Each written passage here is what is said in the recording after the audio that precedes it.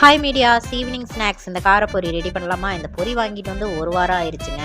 ஆனால் நம்மளோட வாய்க்கும் வயிற்றுக்கும் ஏதாவது போட்டால் மட்டும்தான் அந்த வயிறு கொஞ்சம் சவுண்டு போடாமல் இருக்குது. வாய்க்கும் வயிற்றுக்கும் சொல்கிறத விட்டுட்டு கிரைண்டருக்கும் கிணத்துக்கும் அப்பப்போ ஏதாவது ஒன்று போட்டுகிட்டே இருக்கணுங்க. அப்படி சொன்னால் தான் கரெக்டாக இருக்கும் போல். இன்றைக்கி வந்து இந்த நமத்து போன பொரி மட்டும்தான் கிடச்சிச்சு. ஸ்நாக்ஸ் வந்து பசங்க கேட்கலங்க, எனக்கு தான் வந்து ஏதாவது சாப்பிடணும் போல் தோணுச்சு. அப்போ தேடி பார்த்ததுல இந்த நமத்து போன பொரி கிடச்சிச்சிங்களா, அது கொஞ்சம் நமத்து போன அந்த இது இருக்கக்கூடாது அப்படிங்கிறதுக்காக லைட்டாக வானலில் போட்டு சூடு கட்டிட்டு தேங்காய் எண்ணெய் போட்டுவிட்டேன்.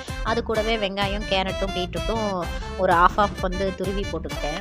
பொரியை சூடு பண்ணுறேன்னா ஓவராக ஸ்பீடு வச்சு விட்டுட்டேன். லைட்டாக வந்து அடியில் கருகிற மாதிரி ஆயிடுச்சு. அதுக்கப்புறம் இறக்கி வச்சுட்டு அப்படியே கிளற ஆரம்பிச்சிட்டேன். இது வந்து நான் அடுப்பில் வச்சுக்கிட்டே கிளறல, கீழே இறக்கி வச்சுட்டேங்க. சமைக்கிறப்ப ஏதாவது ஒரு மிஸ்டேக் பண்ணணும். அப்படி பண்ணினா தான் வந்து நம்ம வந்து ஒரு குடும்ப இஸ்திரின்னு சொல்லலாம். அப்படி இல்லை, நம்ம வந்து கரெக்டாக பர்ஃபெக்டாக எல்லா வேலையும் முடிச்சிட்டோம் அப்படின்னா நம்ம வந்து சமைக்கிறதுக்கு தகுதியே இல்லாத ஆள். என்ன மாதிரி டெய்லி சமையலில் நீங்களும் சொதப்புவீங்க அப்படின்னா மறக்காமல் கமெண்ட்டில் சொல்லுங்கள். இது கூடவே வந்து பார்த்திங்கன்னா ஒரு காஞ்சி போன கொத்தமல்லி தலை இருந்துச்சுங்களா, அதை ஏன் வேஸ்ட் பண்ணணும், இதில் பிச்சு போடலாமே அப்படின்னு சொல்லிட்டு இதில் கொஞ்சம் பிச்சு போட்டுட்டு லைட்டாக வந்து பார்த்திங்கன்னா மிளகாத்தூள் சேர்த்துக்கிட்டேன். அவ்வளோவா காரம் இருக்காது, ஏன்னா காரம் அவ்வளோவா யாருமே நாங்கள் சாப்பிட மாட்டோம்.